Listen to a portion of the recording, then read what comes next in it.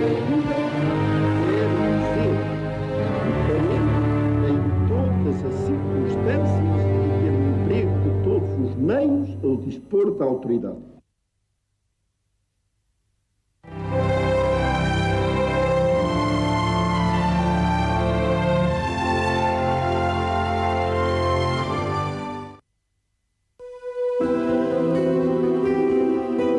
Às 15 horas de 28 de abril de 1889, nasce em Vimieiro, um pequeno povoado de Santa Combadão, António Oliveira Salazar. O pai, António Oliveira, era feitor de um rico proprietário da região e membro da Confraria da Misericórdia de Santa Combadão. A mãe chamava-se Maria do Resgate Salazar e da mãe herdou o nome de Salazar na pia batismal em maio desse ano. Cresce como todas as crianças, mas é franzino e taciturno. Tem 2 irmãs. Termina a 4ª classe, ingressa no Seminário de Viseu em outubro de 1900, onde permanecerá durante 9 anos. Dirá mais tarde, a propósito deste tempo de clausura, onde tem como colega Mário Figueiredo, seu amigo até aos últimos dias, e durante muitos anos presidente da Assembleia Nacional e líder dos ultras do regime.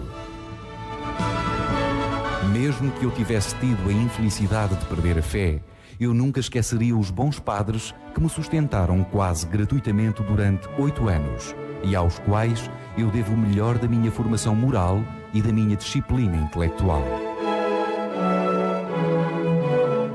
Em 1908, com 19 anos, recebe as ordens menores. Em 1 de fevereiro desse mesmo ano, dera-se o regicídio. Dom Carlos e um seu filho foram abatidos por Costa e Boiça no Terreiro do Paço. Começava então o declínio da monarquia. Ainda nesse ano, Salazar, já saído do seminário, dá explicações e é prefeito no Colégio Via Sacra de Viseu. Em 1910, quando a República se implanta, inscreve-se na Faculdade de Direito em Coimbra. Vai habitar numa república com Gonçalves Cerejeira, futuro patriarca de Lisboa e um dos grandes elos afetivos até ao fim da sua vida, a par de Maria, a empregada da República do Convento dos Grilos, que mais tarde o acompanhará como governante em São Bento até à sua morte. Além de Cerejeira, nessa altura professor da Faculdade de Letras, residia no antigo Convento dos Grilos com Salazar, o então assistente de Direito Mário Figueiredo. Em Coimbra, Salazar entra na vida política.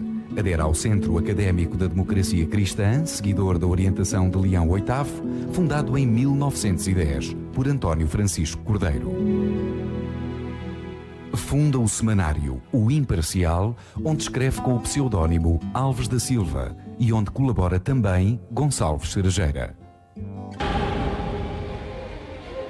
Portugal, após profunda polémica que debilita a República, aceita participar ativamente em nome da defesa do Império Colonial na Primeira Grande Guerra Mundial nos campos da Flandres, onde se destaca como militar Gomes da Costa. Em 1917, Salazar é nomeado professor assistente da cadeira de Ciências Económicas. Em 1918, Sidónio Paes, militar com grande popularidade em todo o país, porta-voz da rejeição das práticas partidárias da Primeira República, instaura um regime presidencialista, suprime algumas liberdades e é morto no Rossio. Com ele e após ele, reacendem-se as veleidades de uma restauração da monarquia. Reina a perturbação na República. Em 19 de outubro de 1920, na chamada Noite Sangrenta, entre muitas mortes, uma ressalta: a do herói da Rotunda, da instauração da República, Machado dos Santos. Carmona, que fora ministro de Guerra em 1921, em pleno tribunal que está a julgar os implicados na revolta militar de 18 de abril de 1925, clama: a pátria está doente, é necessário salvá-la. Salazar continua em Coimbra. Em 1921, aceita ser candidato pelo Centro Católico de Guimarães. É eleito. assiste a uma única sessão legislativa em São Bento, pede a sua demissão de deputado e regressa de comboio à cidade universitária. Uma profunda divisão fere a família republicana. Um setor importante da classe militar pensa que a culpa é dos partidos. Em 26 de maio de 1926, às 6 da tarde, o proclamado herói da Flandres, Gomes da Costa, vai esconder-se num colégio dirigido por um jovem professor, Manuel Múrias, colaborador da época, Quotidiano Monárquico. Daqui, parte para o Porto e faz o levantamento das tropas em Braga, chamada a Cidade dos Arcebispos, enquanto Óscar Carmona se rebela em Évora. No Porto, Gomes da Costa arenga aos oficiais, antes de seguir para Sul. Justifica a sua revolta. Todos os partidos se apostavam em rebaixar o exército, em matar a nação. Então revoltei-me, por mais não poder com tantas afrontas. Fizeram pouco do exército. Quem quiser vir comigo, tem-me à sua frente. Gomes da Costa entra triunfalmente em Lisboa. Quando sai de Braga, o recém-fundado PCP preparava o seu primeiro congresso. Para os historiadores, o 28 de maio foi uma espécie de albergue espanhol onde cabiam monárquicos conscientes de restaurar a monarquia, integralistas, membros do Partido Radical, conservadores, nacionalistas, republicanos convictos e ex-sidonistas. A 12 de junho de 1926, assume a pasta das Finanças, cargo que abandona dias depois, alegando falta de condições políticas. Sobre ele, escreve então a Época, Diário Católico e Monárquico. Confirma-se a notícia de haver aceitado, depois de reiteradas instâncias, a pasta das Finanças o Sr. Dr. Oliveira Salazar. Congratulamo-nos com este facto. O Dr. Oliveira Salazar é um professor que tem doutrina, que possui diretrizes de pensamento e de ação, não se limitando a reproduzir doutrinas alheias. Completamente estranho a partidarismos políticos, de uma firmeza e inteireza de caráter que o tornam inacessível a qualquer tentativa de desvio do caminho que em sua consciência entenda dever seguir. Salazar regressa a Coimbra. Ainda nesse ano morre em Santa Combadão a sua mãe, a maior ligação afetiva que teve na vida. Tanto Mendes Cabeçadas, o primeiro presidente do governo, como Gomes da Costa estarão pouco tempo no poder. Gomes da Costa será conduzido a Caxias e daqui desterrado para os Açores, onde morre cheio de ódio contra Salazar e Carmona. Feito general, mais tarde foi glorificado como marechal. No ano seguinte vai a Paris e segue para Liège, onde se encontra com Gonçalves Cerejeira e Diniz da Fonseca no Congresso da JOC, Juventude Operária Católica. De regresso a Coimbra, passa por Lourdes. Só mais uma vez, durante a sua vida, sairá do país para se avistar com Franco em Sevilha. A revolta de fevereiro de 27, no Porto, tinha sido derrotada. Os seus dirigentes são presos, desterrados ou exilam-se. Óscar Carmona ascende à presidência da República e o coronel Vicente Freitas é nomeado chefe do governo. Salazar aceita regressar à pasta das Finanças e toma posse a 27 de abril de 1928. É então que profere a célebre frase: "Sei o que quero e para onde vou". Salazar exige reforço de poderes e é-lhe concedido o direito de veto sobre qualquer aumento de despesas dos outros ministérios. De 1928 a 1930, trava um combate vitorioso contra o republicanismo conservador.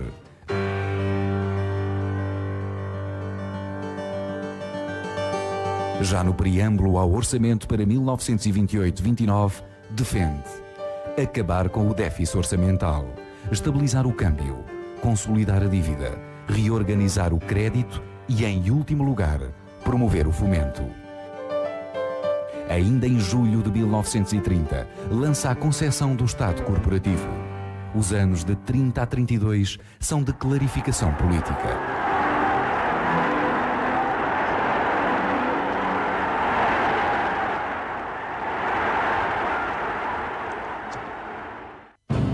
A 30 de julho de 1930, na sequência de um discurso de Salazar, são lançadas as bases da União Nacional. Mais do que um partido, um movimento cuja fundação será formalizada em maio de 32 e Salazar escolhido como primeiro presidente da Comissão Central. Carmona, em 5 de julho de 1932, chama à presidência do Conselho de Ministros Oliveira Salazar.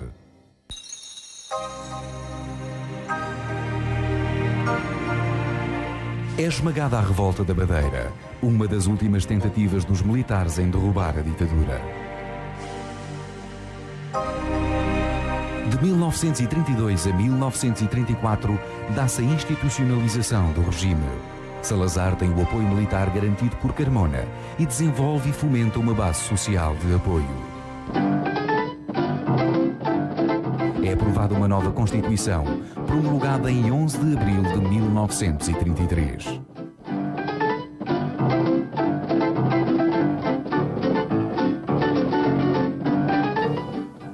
O primeiro Congresso Nacional, a 26 de maio de 34, em Lisboa, resulta na consagração definitiva de Oliveira Salazar como o homem da ditadura a quem foram conferidos plenos poderes.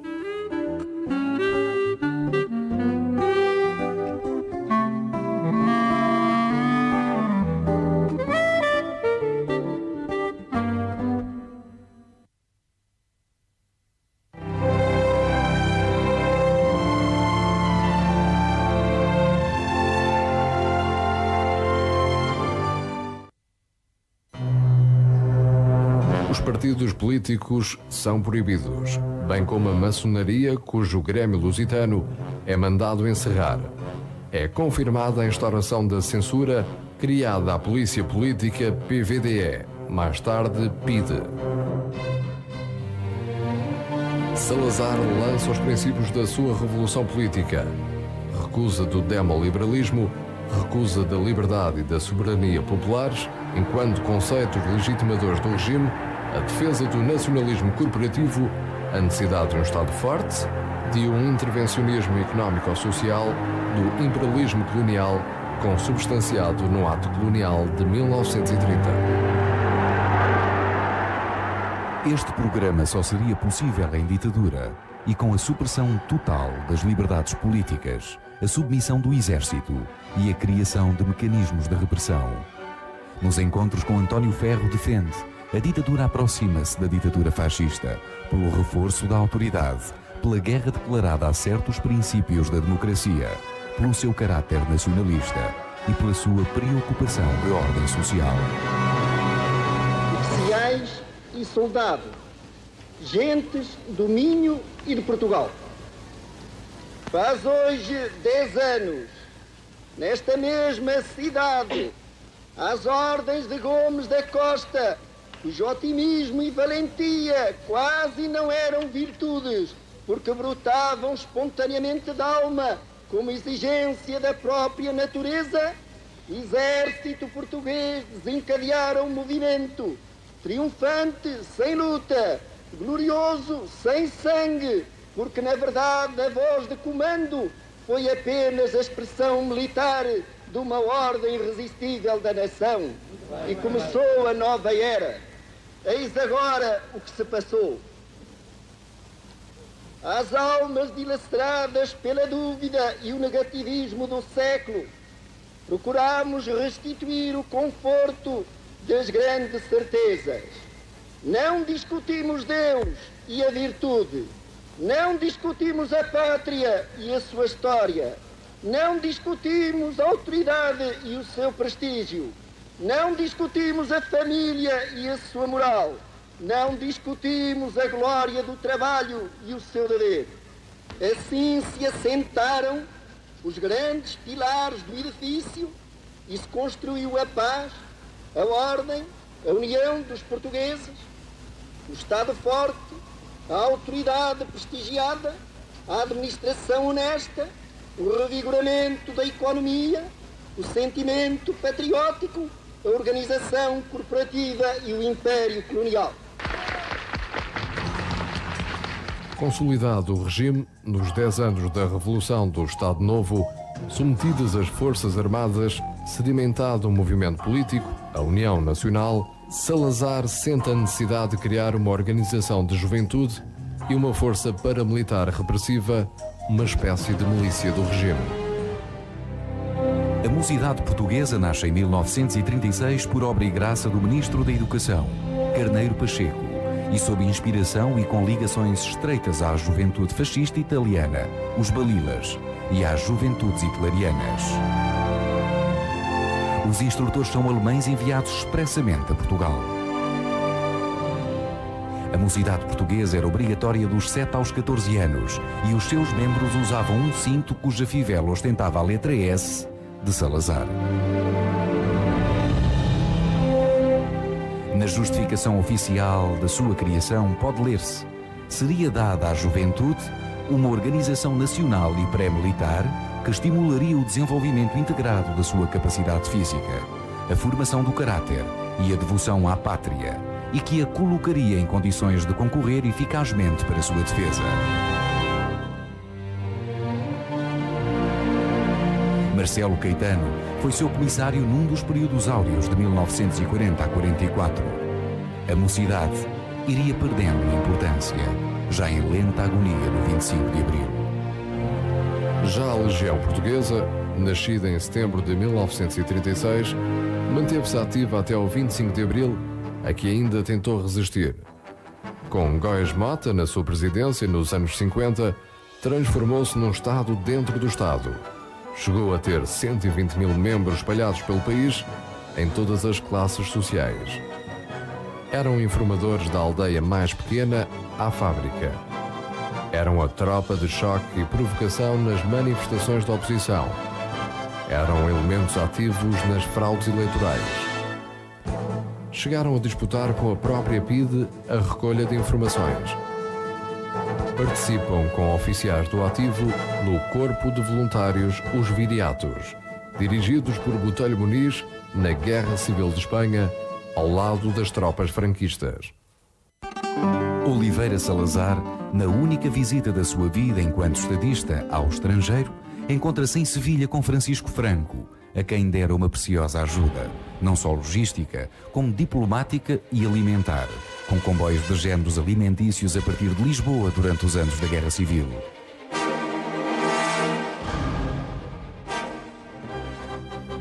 Ainda em 1936, marinheiros revoltosos tentam apoderar-se de navios de guerra, entre os quais o Dão, cujo lançamento à água merecera a presença e discurso de Salazar, no intuito de se juntarem aos republicanos espanhóis. Serão derrotados e levados para o Tarrafal, o campo da morte lenta em Cabo Verde, onde estão presos os comunistas e anarquistas, e hão de morrer, entre outros, Bento Gonçalves, secretário-geral do PCP, e Mário Castelhano, dirigente anarquista. Em 4 de julho de 1937, ainda os militantes anarquistas tentarão liquidar Salazar, com uma bomba posta à entrada da sua casa na Bernardo de Lima, quando saía de ouvir missa na capela de um amigo. Será esta a última tentativa da oposição de eliminar Salazar pela força. Os discursos nacionalistas sucediam-se e qualquer efeméride histórica era motivo para grandes movimentações, como aconteceu com o 8º centenário da nacionalidade. Os 8 séculos da vida de Portugal.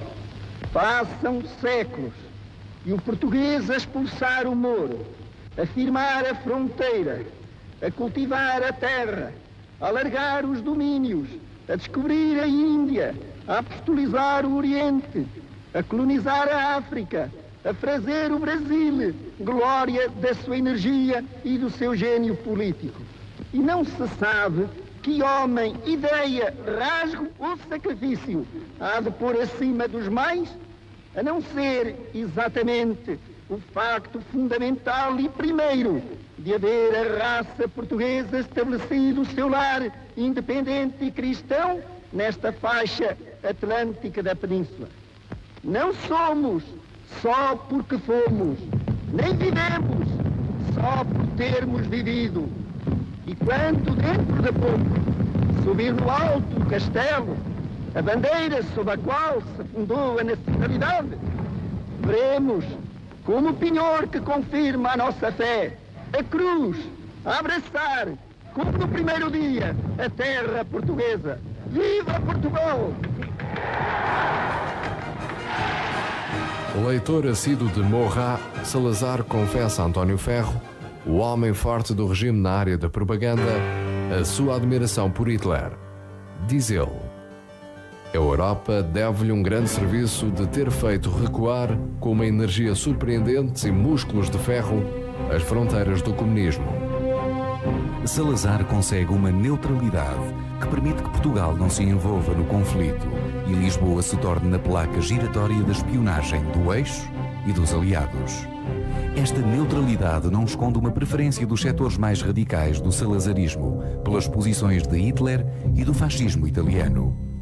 Judeus, vindos de toda a Europa, incluindo Carlos de Gulbenkian, desembarcam em Lisboa antes de partirem para os Estados Unidos da América.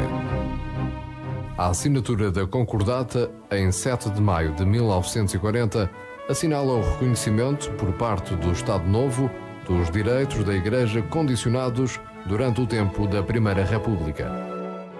No apogeu do salazarismo, é organizada a Exposição do Mundo Português em 1940, no dia em que a França se rende à Alemanha. A Segunda Guerra Mundial tira impacto à exposição. Portugal esperava muitos visitantes estrangeiros.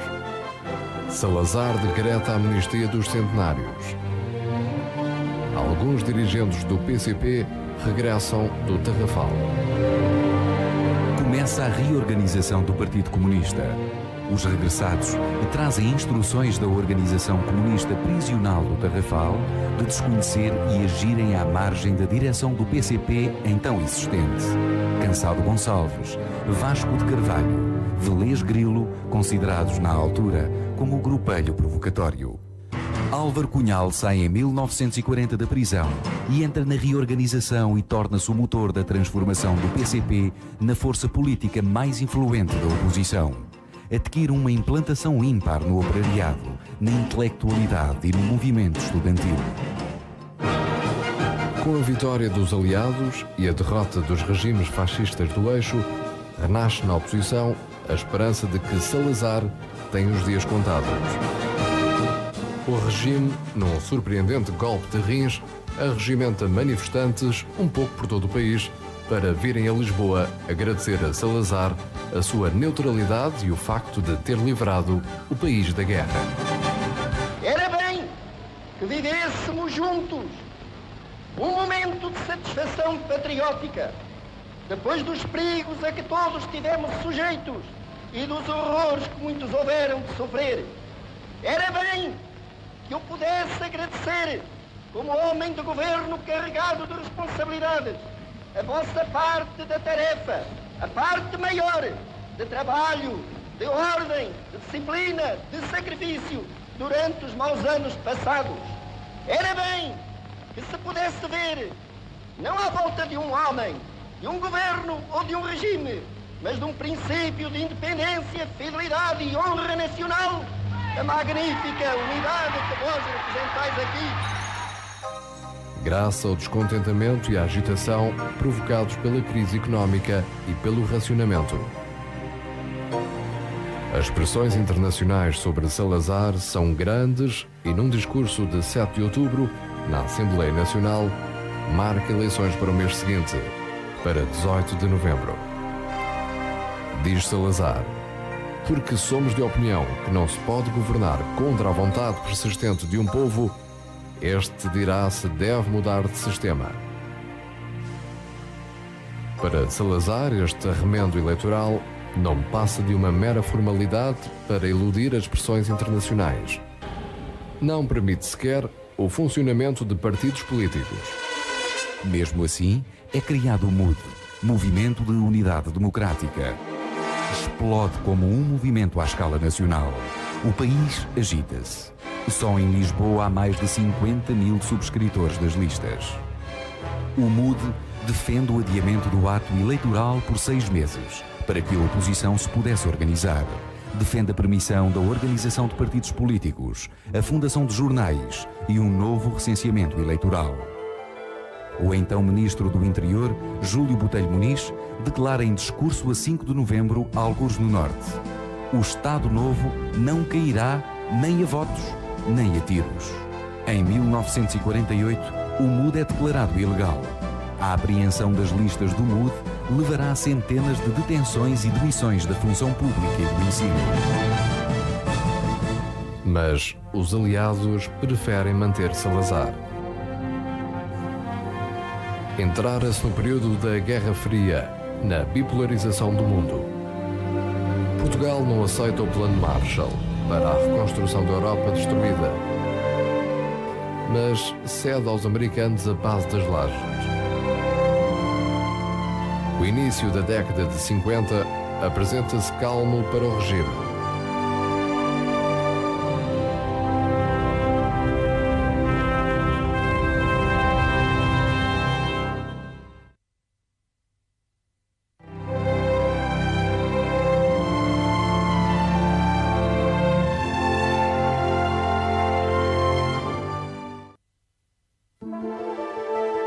Em 1951, morre Carmona. Os ultras do regime tentam que Salazar ocupe cumulativamente a presidência da República e do governo.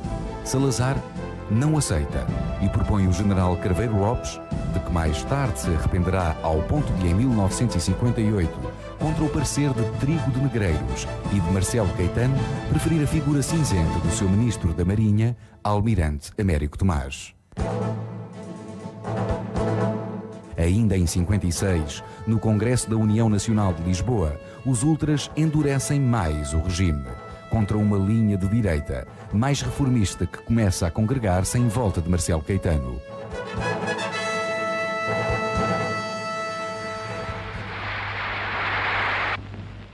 Os ânimos fortes, os maus tempos não destroem, antes redobram as energias.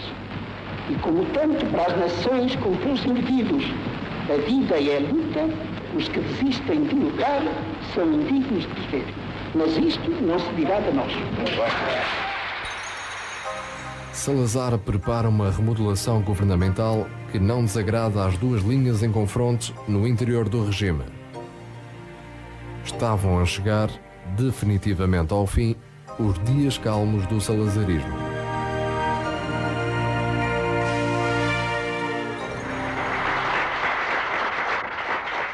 Os espíritos mais puros inquietam-se, perturbam-se, não sabem como orientar-se e repetem angustiadamente a pergunta de Pilatos ao próprio Cristo: o que é a verdade?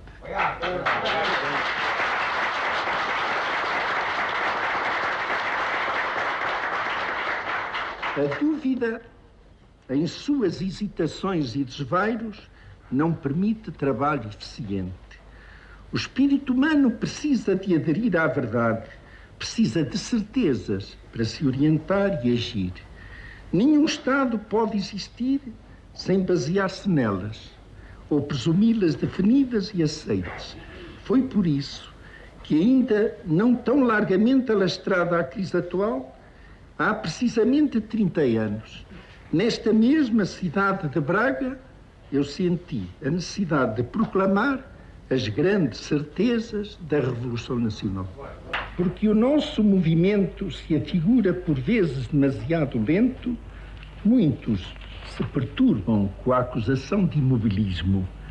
Mas uma coisa é o imobilismo na ação e outra a estabilidade das concepções políticas. A verdade é por essência imutável e a adesão do espírito à verdade, ou seja, as certezas do espírito, são essenciais ao progresso das sociedades humanas. Em 1958, Henrique Galvão sugere a António Sérgio uma referência da oposição não comunista, o símbolo maior dos ceareiros, o nome de um candidato da oposição à presidência da República, Humberto Delgado, 52 anos, o mais novo general português no ativo. A 10 de maio de 1958 começa a campanha para as presidenciais, com uma conferência de imprensa no Café Chave de Ouro, em Lisboa. Humberto Delgado profere então uma frase que incendeia o país. Perguntado sobre o que faria a Salazar caso ganhasse as eleições, responde: obviamente, demito. Delgado tem recepções apoteóticas, com centenas de milhares de pessoas no Porto e em Lisboa, e por todo o país. O regime treme.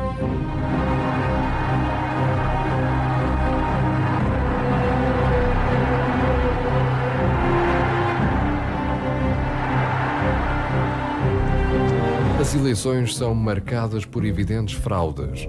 Humberto Delgado ganha, mas os resultados eleitorais são favoráveis ao candidato de Salazar.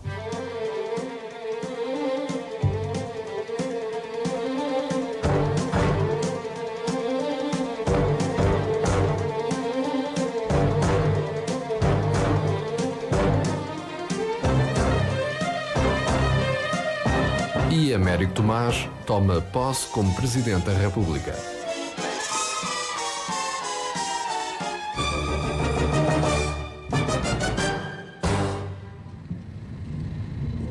Juro manter e cumprir leal e fielmente a Constituição da República, observar as leis, promover o bem geral da nação, sustentar e defender a integridade... O Bispo do Porto, Dom António Ferreira Gomes, no rescaldo das eleições, envia uma carta a Salazar a 12 de julho de 1958, tecendo violentas críticas ao regime. O Bispo do Porto é exilado. Também Humberto Delgado é obrigado a exilar-se. Pois agora teremos de pacientemente varrer a sementeira de ódios com que, por ato de outrem, a atmosfera do país se envenenou. Mas quero afirmar, com a fria serenidade habitual, que dessa ou de outra forma se há de restabelecer e rapidamente o ambiente de calma essencial à vida coletiva. Quero dizer que o faremos em todas as circunstâncias e pelo emprego de todos os meios ao dispor da autoridade. Entre 1958 e 1960, a PIDE prende perto de 1.200 pessoas, segundo os dados oficiais. Outros dados apontam para o dobro dos presos. Em janeiro de 1960, Álvaro Cunhal e mais dirigentes do PCP evadem-se do Forte Peniche e iniciam o combate ao chamado desvio de direita. O regime, em crescente isolamento nacional e internacional, entra numa crispação repressiva. Em janeiro de 60, o capitão Henrique Galvão, à frente de um comando de 23 homens, 12 portugueses e 11 espanhóis, apodera-se em pleno mar das Caraíbas do navio transatlântico Santa Maria, a que muda o nome para Santa Liberdade. Henrique Galvão tencionava chegar a Angola para ajudar os movimentos de libertação. Portugal está isolado internacionalmente. Salazar pede ajuda aos seus aliados ocidentais, mas nenhum atende ao apelo. Galvão negocia com o presidente do Brasil, Jânio Quadros, a entrega do navio ao Brasil e não ao governo português. É concedido asilo político aos assaltantes.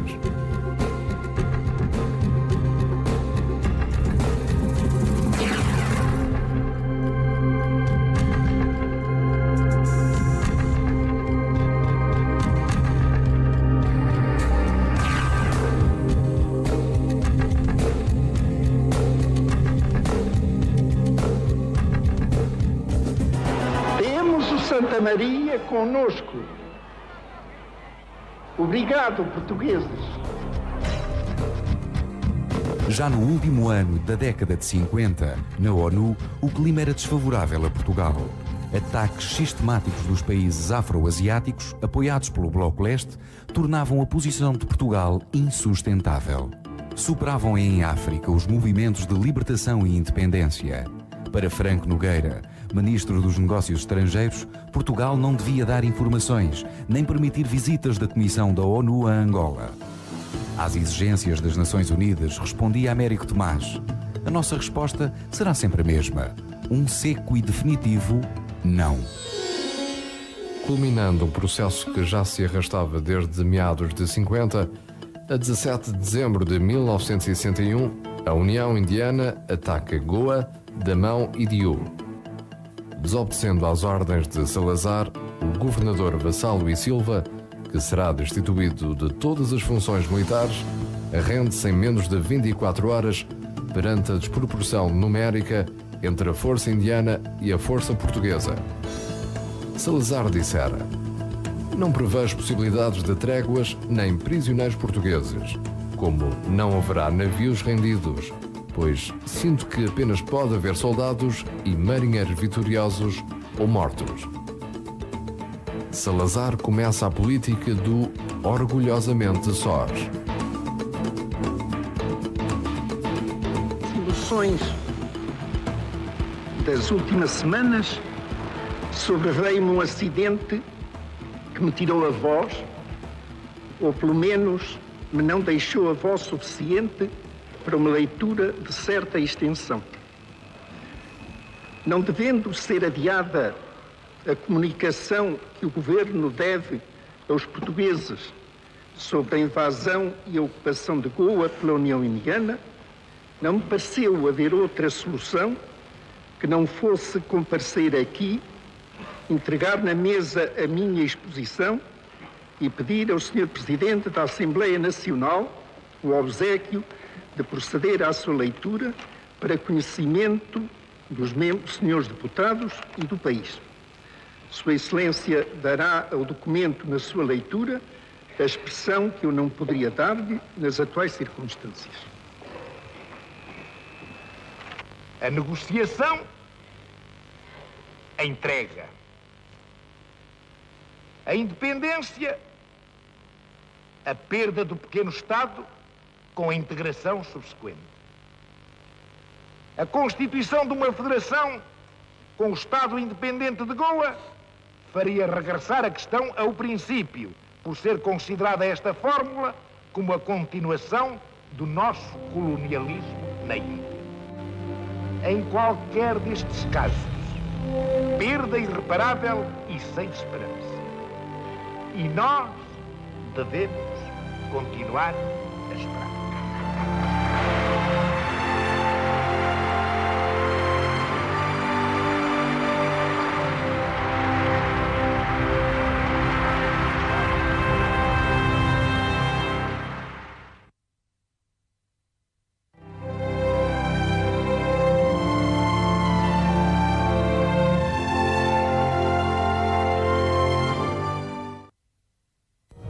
Em 4 de fevereiro de 1961, dá-se o assalto de militantes do MPLA às cadeias de Luanda. A 15 de março, bandos armados da UPA de Olden Roberto destroem fazendas e vilas e matam cerca de 2.000 colonos portugueses. Inicia-se uma guerra de 13 anos que se vai alastrar à Guiné e Moçambique. Chama a atenção para os 3 factos seguintes. O primeiro é serem incomparavelmente mais numerosos os africanos assassinados pelos terroristas nas suas lavras e colheitas do que os membros das forças europeias ou locais encarregados de defendê-los. O segundo é refugiarem-se as populações junto das forças militares. Ainda em 61, Botelho Muniz, então Ministro da Defesa, tenta o que ficou conhecido como a brilada, em nome dos reformistas do regime. Exige a Américo Tomás que destitua Salazar. A brilada falha e Salazar assume a pasta de Ministro da Defesa e demite as chefias militares. Se é precisa uma explicação para o facto de assumir a pasta da Defesa Nacional, mesmo antes da remodelação do governo que se verificará a seguir, A explicação pode concretizar-se numa palavra, e essa é Angola. Pareceu que a concentração de poderes da Presidência do Conselho e da Defesa Nacional, bem como a alteração de alguns altos postos noutros setores das Forças Armadas, facilitaria e abreviaria as providências necessárias para a defesa eficaz da província e a garantia da vida, do trabalho e do sossego das populações. O ano de 1962, dada já a palavra da Ordem de Salazar para Angola e em força, marca o recrudescimento da agitação social. A tentativa de assalto a Beja em 62 põe fim, até ao 25 de abril, às veleidades militares de derrubar o regime através de um putsch. Mas no ano de 1962, além das grandes agitações de massas, com o 1º de maio a ser violentamente reprimido, há ainda a crise académica.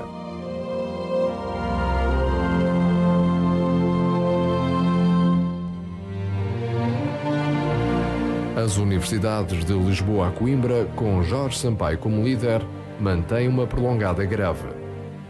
Marcelo Caetano, perante os atropelos governamentais e policiais à autonomia universitária, demite-se de reitor da Universidade Clássica.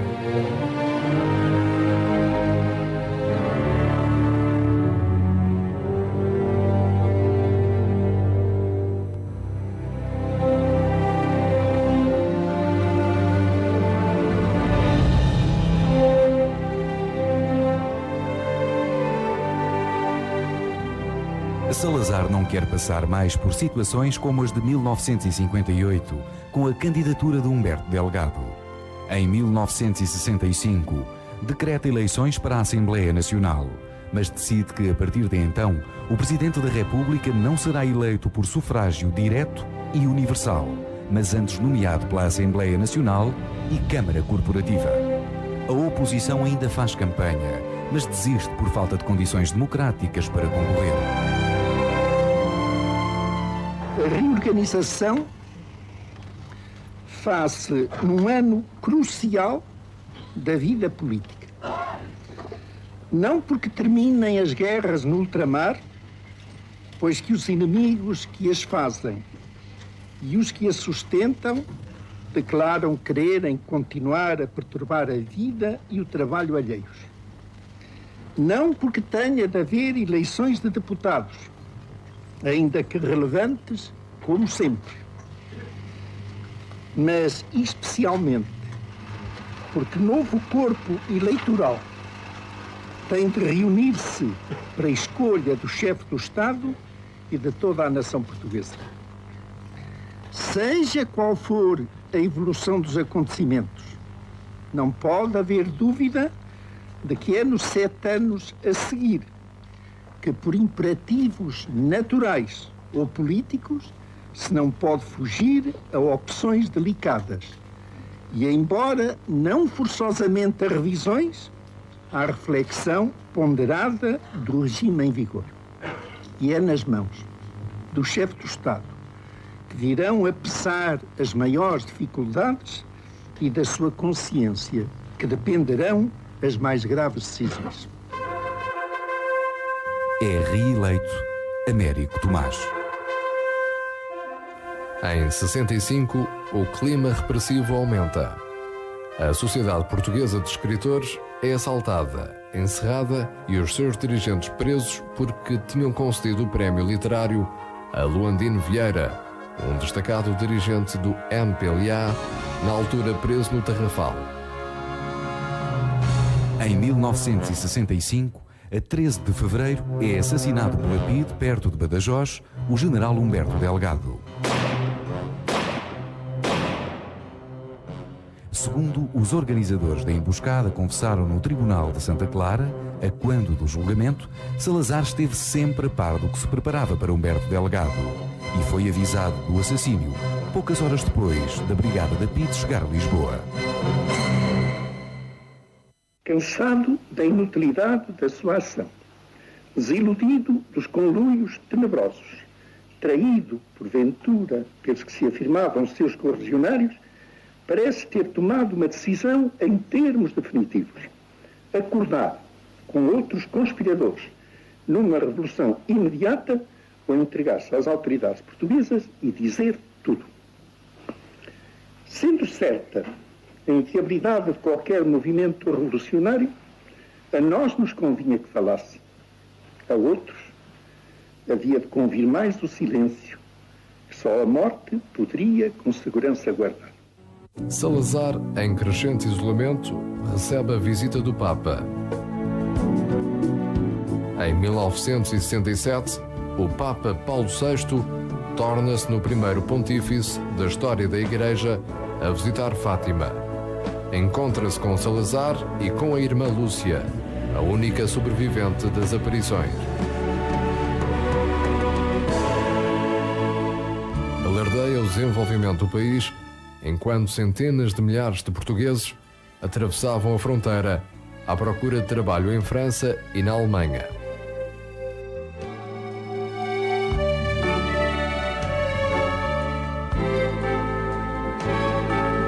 Recebe a seleção nacional que tinha conquistado em Inglaterra o terceiro lugar no Campeonato Mundial de Futebol. O regime publicitava as suas obras. A autoestrada Lisboa-Vila Franca, marco indelével da progressiva melhoria da rede rodoviária do país, praticamente inexistente antes da arrancada de Braga.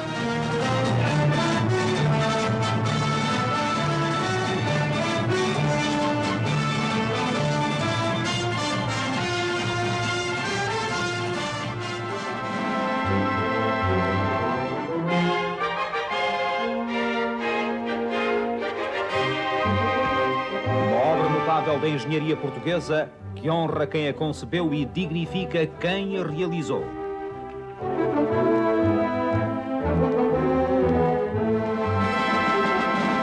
Dou graças a Deus e declaro aberto ao trato e posta ao serviço da nação a Ponte Salazar.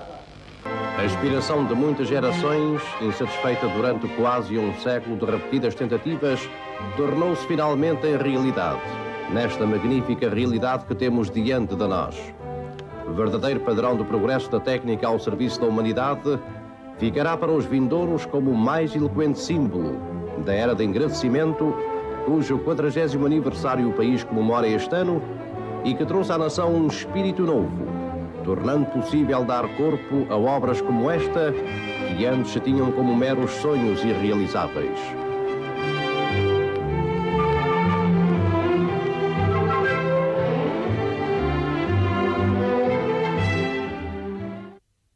A maneira como o país tem correspondido ao apelo que lhe havemos feito é uma lição para todos.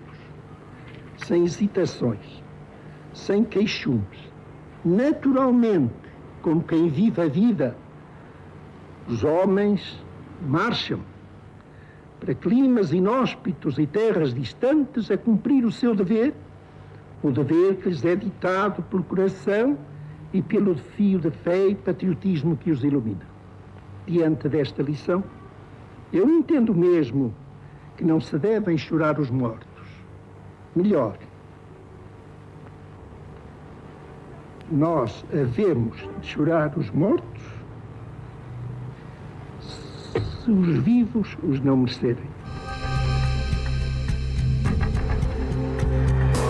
Isolado, com a imigração a aumentar, bem como os refratários e os desertores, Salazar precisava de uma manifestação de apoio à sua política de guerra colonial.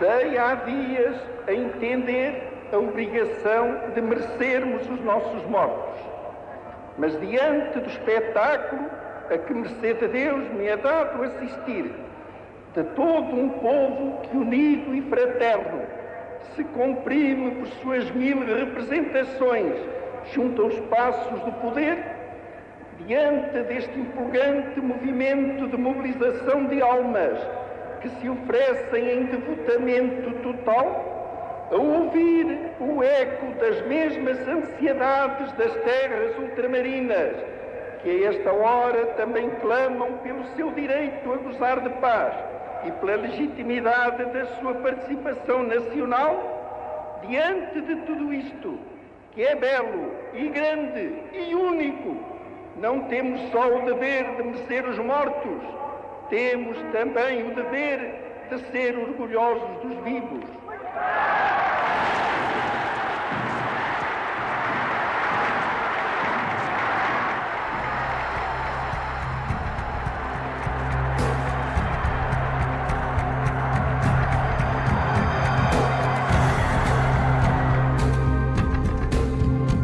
Mas o regime entra em decadência irremediável.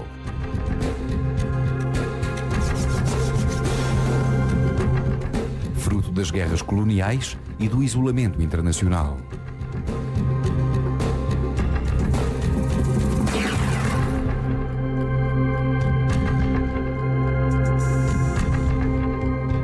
Em agosto de 1967, Salazar cai da cadeira na sua residência de verão no Forte de São João do Estoril. Trata na Casa de Saúde da Cruz Vermelha, em Benfica, a fim de ser submetido a delicada intervenção cirúrgica a um hematoma cerebral. A operação decorreu com pleno êxito, ante a comovida e serena expectativa do país. Tudo parecia encaminhar-se para um pronto restabelecimento, quando o estado de saúde do ilustre enfermo piorou bruscamente devido a um grave acidente vascular. Só os desvelados cuidados médicos e uma invulgar resistência física lhe permitiram conservar a vida. Conselho, Dr. António de Oliveira Salazar, e perdidas todas as esperanças, mesmo que sobreviva, de poder voltar a exercer em plenitude as funções do seu alto cargo, atendendo a que os superiores interesses do país têm de prevalecer sobre quaisquer sentimentos, por maiores e mais legítimos que pareçam, circunstância que obriga à decisão dolorosa de substituir na chefia do governo o Dr. António de Oliveira Salazar, português inconfundível no pensamento e na ação e benemérito da pátria, por ele servida genialmente, com total e permanente dedicação durante mais de 40 anos, e que, para melhor a servir, de tudo abdicou, numa renúncia completa e única em toda a nossa história de mais de 8 séculos. Tendo ouvido o Conselho de Estado e não devendo adiar por mais tempo essa decisão, que uso da faculdade conferida pelo número 1º do artigo 81 da Constituição, exonera o Dr. António de Oliveira Salazar do cargo de Presidente do Conselho de Ministros, do qual manterá todas as honras a ele inerentes, e para o substituir, no meio nos termos do mesmo preceito constitucional, o Dr. Marcelo Zé das Neves Alves Caetano. A 27 de setembro, Marcelo Caetano toma posse como Presidente do Conselho de Ministros. O país habituou-se durante largo período a ser conduzido por um homem de gênio. De hoje para diante, tem de adaptar-se ao governo de homens como os outros. Até à sua morte em 1970, Salazar estará convencido que ainda é o Presidente do Conselho de Ministros. Em setembro de 69, Salazar concede uma entrevista a Roland Faure do Aurore. O telegrama da agência noticiosa France Presse, a propósito desta entrevista, diz o seguinte: durante a conversa que se desenrolou nos jardins do Palácio, o Dr. Salazar, que resistiu à trombose cerebral que o prostou há um ano, indicou ao seu visitante que recebe aqui mesmo todos os ministros portugueses porque é mais agradável neste jardim do que em casa, que lhes impõe decisões porque estas são tomadas coletivamente pelo Conselho de Ministros e durante as reuniões a que preside o Presidente da República. E, enfim, que ele não hesitaria em demitir um ministro se não seguisse a sua política. Acredita ainda que Marcelo Caetano não está no governo e até à sua morte O Presidente da República, os seus antigos ministros e mesmo ministros de Marcelo vão visitá-lo com a preocupação de que Salazar nunca saiba que já não é Presidente do Conselho.